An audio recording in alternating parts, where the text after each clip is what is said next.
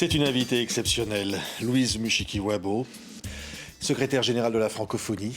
Bonjour, Madame Bonjour, la secrétaire Patrick. générale. Bonjour. 88 États et gouvernements. C'est la francophonie, c'est une immense communauté, aujourd'hui confrontée à une situation dramatique, comme le reste du monde, Madame la secrétaire générale, par cette pandémie de la Covid qui touche tout le monde. L'Arménie a déposé une résolution récemment devant la conférence ministérielle de la francophonie pour vivre ensemble avec le Covid et peut-être après le Covid.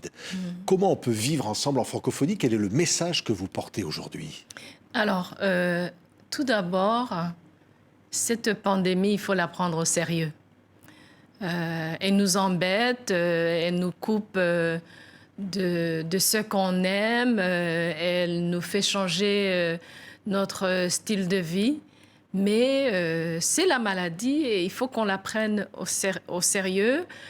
Elle a déjà emporté beaucoup de vies humaines et il y a beaucoup d'inquiétudes, beaucoup d'interrogations sur les nouvelles formes, les variants, le vaccin. On a quand même une situation anxiogène au-delà de l'espace francophone. Alors, nous, à la francophonie, on revient sur nos origines. Le mot que j'aime beaucoup, qui est la solidarité, Oui. et aujourd'hui a beaucoup plus de sens qu'à la fondation de notre organisation. On est dans une situation mondiale qu'on doit gérer ensemble. Et j'insiste beaucoup sur le partage au niveau de la science, Oui. l'échange. Je sais qu'il y a des groupes de médecins à travers l'espace francophone et à travers le monde, des États-Unis à la France, à l'Afrique, à la Chine. C'est très important. Le monde scientifique aujourd'hui compte beaucoup pour nous. Donc, ça, c'est important. Maintenant, nous, la francophonie, en tant qu'organisation intergouvernementale, multilatérale, en grand groupe, on est la deuxième organisation après les Nations Unies en termes de membres de l'organisation.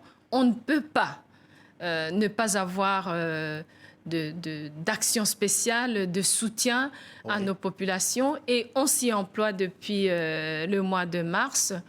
Nous avons tout d'abord répondu par le domaine de l'éducation, où nous avons disponibilisé des ressources éducatives libres à travers, on a tout rassemblé, on les a disponibilisées pour tous nos États. On a rassemblé les innovateurs, surtout des jeunes, avec une plateforme Covid-19 de la francophonie dès le début de la pandémie, mars-avril, où les inventeurs, les innovateurs du monde francophone dialoguent entre eux, échangent sur leurs créations, leurs applications. C'est fantastique.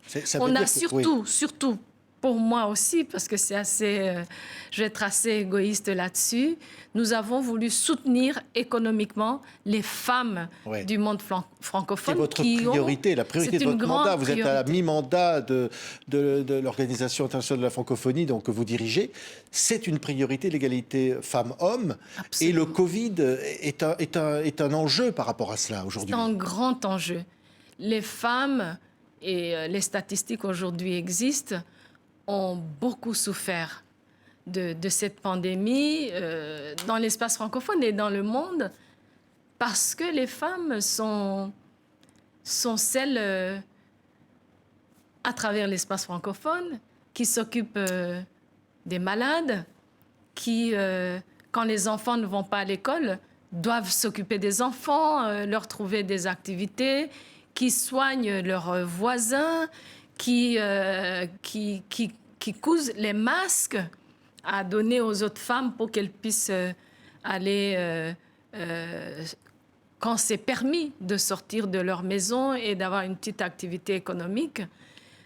Je le dis chaque fois, et c'est la réalité, les femmes sont celles, en période difficile comme maintenant, et d'une manière générale, se lèvent le plus tôt, se couchent le plus tard. Et donc, pour moi, on ne peut pas, nous, en tant qu'organisation, qui donne beaucoup de valeur à la femme et à ce que la femme peut apporter à elle-même, à sa communauté, à son pays, au monde, on ne peut pas ne pas s'occuper de la femme. Et l'aspect économique est un aspect important. C'était important pour nous d'aller sur les ressources en ligne, mais les femmes, à travers l'espace francophone, souffrent économiquement.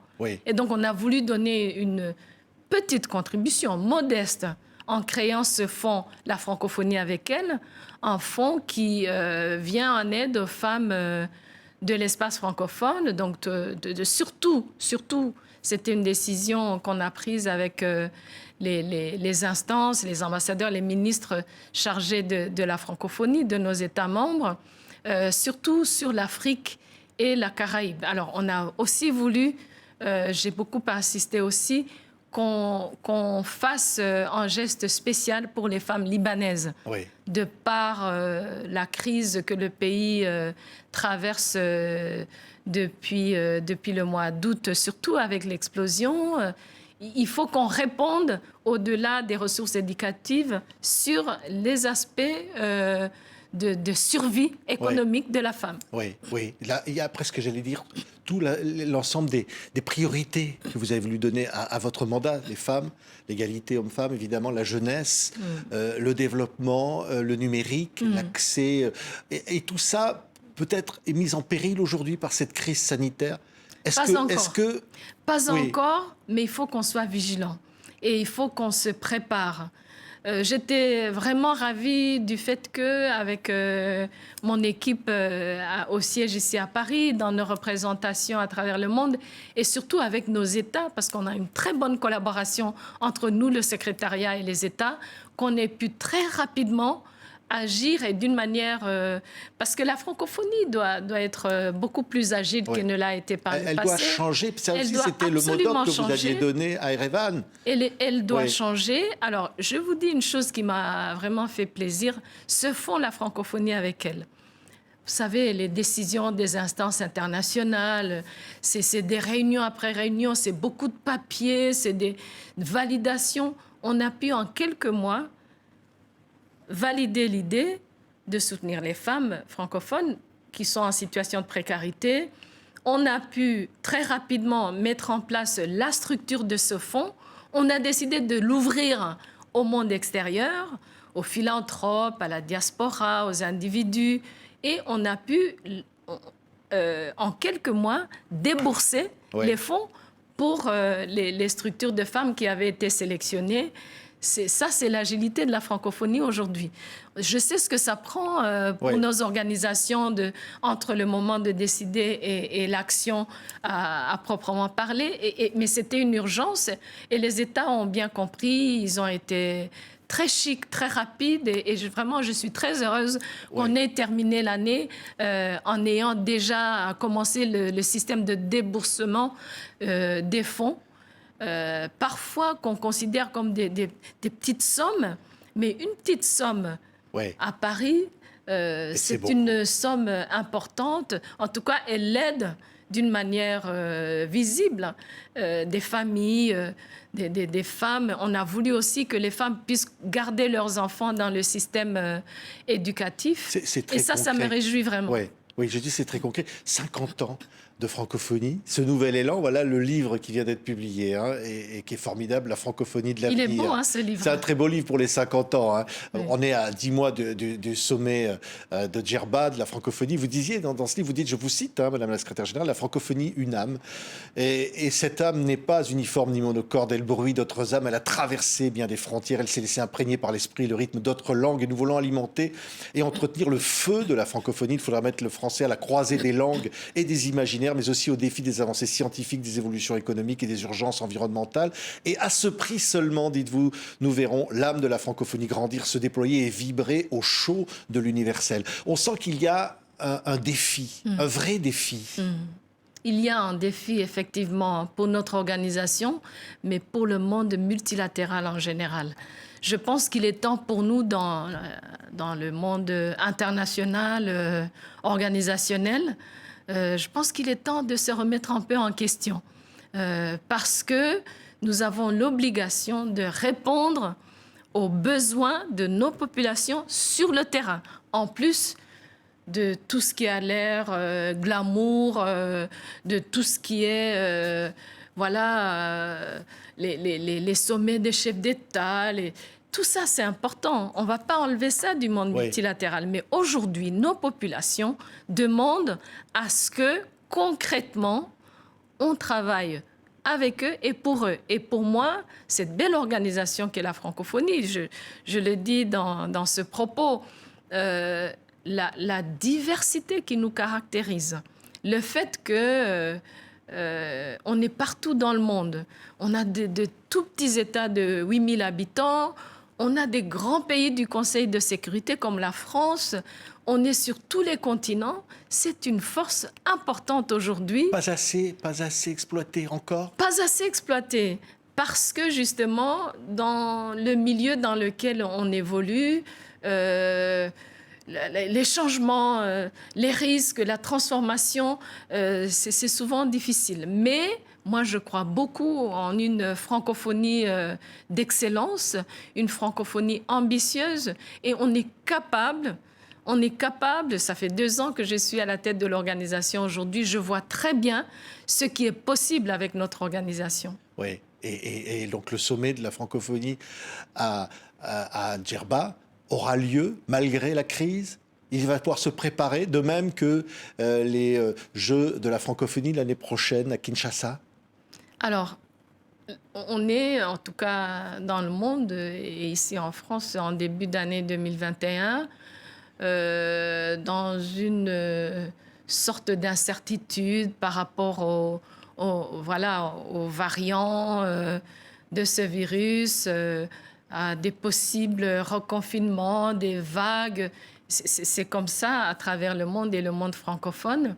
Mais je pense que surtout avec le vaccin, la décision qu'on a prise avec les autorités tunisiennes de reporter ce sommet à décembre 2021 permettra, ce sommet qui est très attendu et qui est un sommet en fait qui signale cette nouvelle ère de notre organisation, une ère de grande influence pour l'organisation, de focalisation sur des grands projets d'envergure et d'impact, une ère qui, après 50 ans, qui vraiment fait face à l'avenir. Oui, et ce qui est très important de dire, au fond, que cette francophonie concrète, elle va transformer le monde, au fond. Elle va contribuer à transformer le monde. Parce que le monde se transforme, qu'on le veuille ou non. Et c'est important pour moi, en tant que secrétaire général, dans mes prérogatives et avec le soutien et l'accord des États, qu'on puisse vraiment impulser ce changement qui est là de toutes les façons. Le monde se rétrécit, on souffre des mêmes maux, on a des biens communs, on a un bien commun. Et il faut qu'on agisse. Et il n'y a rien aujourd'hui qui nous interdit, qui nous empêche, en tant qu'organisation, vraiment de jouer un rôle beaucoup plus important. Et c'est pour ça que j'ai dit dès mon arrivée à la francophonie, nous sommes une organisation qui se sous-estime en quelque sorte. On a beaucoup de, je dirais, de pouvoir de frappe, on a beaucoup d'influence. Et moi, j'aimerais beaucoup, en tout cas pendant mon mandat, qu'on puisse vraiment faire ressortir cette force et cette influence de notre organisation. Oui, on dit beaucoup, évidemment, la francophonie de demain, ce sera l'Afrique qui dominera. 70% des locuteurs francophones, évidemment, seront sur le continent africain. On dit aussi, et vous le dites, la langue française, ça n'est pas la France. Il faut réinventer tous ces rapports, finalement. Il faut aussi peut-être penser à l'Asie, il faut penser à l'Europe, il faut penser à tous les continents où l'on parle français. Il faut recréer des liens. Tout à fait. Alors, l'Afrique, bien évidemment, constitue plus de la moitié de nos membres à part entière, votants. La francophonie, en tant que mouvement à l'époque, organisation internationale aujourd'hui, a été le fruit d'une réflexion et d'une collaboration de 4 hommes d'État, dont 3 sont africains. Et donc, l'Afrique est une grande composante de la francophonie. Mais nous avons l'Union africaine. Et donc, la francophonie, c'est plus que l'Union africaine. La francophonie, c'est l'Asie du Sud-Est, c'est même le Pacifique, c'est les Caraïbes, c'est l'Europe de l'Est, c'est la France, c'est Monaco, c'est la Belgique, c'est l'Amérique du Nord, c'est le Québec. Et donc, nous sommes une organisation aujourd'hui qui a beaucoup plus d'importance vu la conjoncture géopolitique actuelle. Et pour moi, c'est cette force qui vient de tous les coins du continent qu'aujourd'hui, je ne dirais pas qu'on réinvente. Moi, je suis la 4e secrétaire générale de l'organisation. Je ne suis pas venue inventer quoi que ce soit, mais je suis venue peut-être réagencer, réorganiser, ajuster ce qui existe déjà et surtout inscrire cette organisation dans les temps présents avec un œil sur l'avenir. Merci beaucoup, Madame la secrétaire générale. Un mot peut-être sur un livre qui est parmi les meilleures ventes en ce moment en France, qui s'appelle Les Impatientes, écrite par une Camerounaise, qui est une véritable révélation, qui a obtenu le prix Orange de la francophonie et qui parle des mariages forcés des fillettes, qui parle des violences contre les femmes en Afrique. Et c'est important. C'est très important. Alors, dans 2 jours, le jeudi 21, nous allons à la francophonie avoir une conversation, surtout entre nous, les États membres, mais aussi avec des participants extérieurs, sur ce sujet qui est très important. La place de la femme à la francophonie est une valeur capitale. Et les mariages forcés, les mariages précoces, la souffrance des filles et des femmes, c'est quelque chose qui ne sied pas avec l'âme même de la francophonie. Et donc, dans 2 jours, nous allons avoir un bon débat, en ligne surtout, avec nos États, avec des participants que nous avons invités, nous, à partir du siège de l'OIF ici à Paris, et la femme formidable qui a produit ce livre, Madame Amal, sera en introduction. Elle va parler de sa vie, de son expérience. C'est une femme courageuse, mais surtout c'est une femme qui veut changer la vie des autres femmes. Et ça, c'est formidable pour moi. Je suis très heureuse. Malheureusement, elle va le faire en virtuel. Bon, malheureusement, parce que... Bon, en réel, en présentiel, ça a plus de sens. Mais de toute façon, les participants le feront donc à distance. Et nous aurons aussi des points de vue très importants d'autres participants. Nous avons un imam africain qui va nous donner son point de vue, parce qu'il faut travailler avec les communautés, il faut travailler avec les leaders d'opinion, il faut travailler avec les leaders religieux, mais c'est un sujet d'importance et je me réjouis que beaucoup de chefs d'État, j'étais très heureuse de notre grande conférence que nous avons tenue à N'Djamena en juin 2019, la participation du président Idriss Déby lui-même, de la première dame, de plusieurs ministres africains. C'est un sujet, la valeur, les droits de la femme, l'éducation de la petite fille, le fait de pouvoir disposer de soi-même pour les femmes, en tout cas de l'espace francophone, c'est un sujet de grande importance. Et donc, on sera très heureux d'avoir l'auteur de ce livre d'importance qui a été primé. Et elle sera donc avec nous virtuellement pour parler des mariages précoces, un sujet qui, pour nous, fait partie des conversations que nous avons voulu tenir en ce 20e anniversaire de la francophonie politique et des valeurs importantes de notre organisation. Merci encore. La francophonie a une ambition, celle d'être de son temps, avez-vous dit, en exergue donc de ce livre magnifique publié aux éditions Autrement. On a rarement vu un aussi beau livre sur la francophonie qui raconte cette épopée humaine de ces femmes et de ces hommes qui ont voulu, qui ont rêvé finalement ce monde aujourd'hui qui est incarné à travers vous. Tout à fait. Et des contributeurs vraiment de tous bords de la francophonie. On a un rappeur sénégalais, on a un ancien Premier ministre de Belgique, on a une ministre chargée de l'avancement de la femme du Gabon, on a la secrétaire générale de la francophonie aussi. On a voulu un style qui est plutôt, je dirais, inspirant.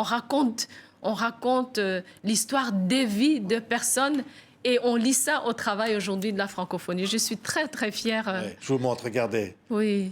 Le grand Manu C'est Dibango, mon ami Manu photo. Dibango Je pense beaucoup à lui, qui parce est qu'il parti, mais qui n'est pas vraiment parti. nous a quittés à cause du Covid. Mais Tout à fait. il est là. Un homme formidable. Et la francophonie vibre à travers Un homme aussi ses formidable. artistes, ses musiciens. Tout à Un fait. petit clin d'œil à tous ceux qui nous écoutent au Rwanda.